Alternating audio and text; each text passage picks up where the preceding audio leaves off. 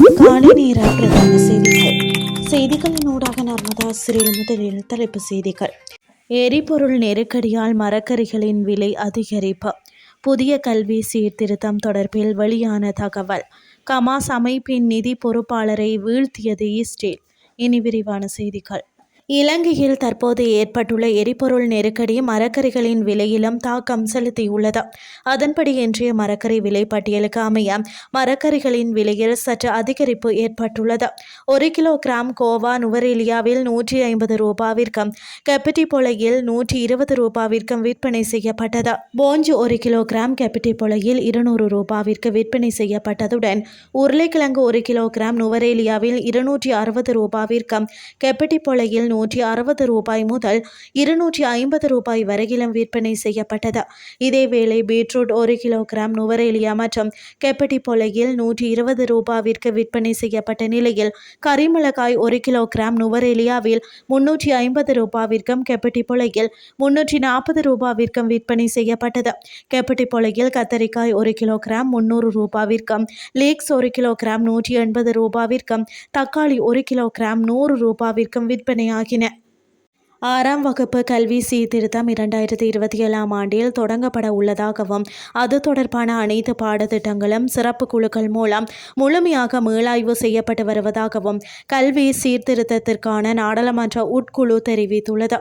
கல்வி சீர்திருத்தத்திற்கான நாடாளுமன்ற உட்குழு பிரதமர் கரணி அமரசூரிய தலைமையில் நேற்று நாடாளுமன்றத்தில் கூடிய போது இந்த விடயம் கலந்துரையாடப்பட்டது. புதிய கல்வி சீர்திருத்த செயல்முறையின் தற்போதைய முன்னேற்றம் மற்றும் எதிர்கால நடவடிக்கைகள் குறித்து அங்கு கலந்துரையாடப்பட்டுள்ளது.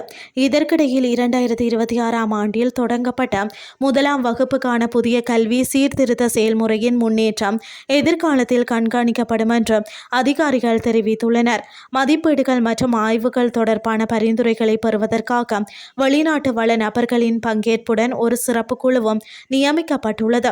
மேலும் அது தொடர்பான வள நபர்கள் எதிர்காலத்தில் இலங்கைக்கு வருகை தர உள்ளனர். கல்விக்கான தேசிய வழிகாட்டுதல் குழுவை நியமிப்பதற்கான அமைச்சரவை அறிக்கை ஜனாதிபதியின் அறிவுறுத்தல்களின்படி அமைச்சரவைக்கு அனுப்பப்பட்டுள்ளது என்றும் எதிர்காலத்தில் மாவட்ட மற்றும் மாகாண அளவிலான வழிகாட்டுதல் குழுக்களை நியமிப்பதற்கான பணிகள் மேற்கொள்ளப்படும் என்றும் தெரிய வந்துள்ளது. மேலும் 1ஆம் வகுப்பின் 2ஆம் மற்றும் 3ஆம் தவணைகளுக்கு செயல்பாடு சார்ந்த புத்தகங்களை அச்சிட திட்டமிட்டுள்ளதாகவும் ஏப்ரல் பாடசாலை விடுமுறைக்கு பிறகு 2ஆம் தவணைக்கான செயல்முறை செயல்பாட்டு புத்தகங்களை மாணவர்களுக்கு வழங்க திட்டமிடப்பட்டுள்ளதாகவும் கல்வி அமைச்சு அறிவித்துள்ளது. இனி வெளிநாட்டு செய்திகள். லெபனானின் கடலோர நகரமான சீடோனில் கடந்த ஞாயிற்றுக்கிழமை நடந்த இஸ்ரேலிய தாக்குதலில் கமாஸின் மூத்த நிதி அதிகாரி ஒருவர் கொல்லப்பட்டதாக இஸ்ரேலிய இராணுவமும் சின்பெட் பாதுகாப்பு முகமையும் அறிவித்துள்ளன. இந்த தாக்குதலில் விசா முஸ்தபா கீசன்தாக கொல்லப்பட்டார்.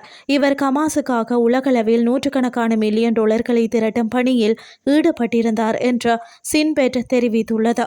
தாகா கமாஸின் நிதி திரட்டும் அமைப்பின் தலைவர் எசாம் காசானின் கீழ் செயல்பட்டு வந்தார் என்று சின்பெட் குறிப்பிட்டது. மார்ச் 6 அன்று நடந்த தாக்குதலில் சீடோனில் உள்ள அந்த அமைப்பின் அலுவலகங்கள் குறிவைக்கப்பட்டன.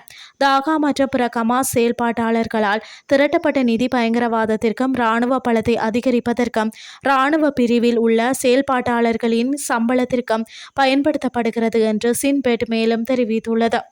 இத்துடன் செய்திகள் யாவும் நிறைவடைகின்றது. அடுத்த இரவு 8:30 எதிர்பாருங்கள். நன்றி.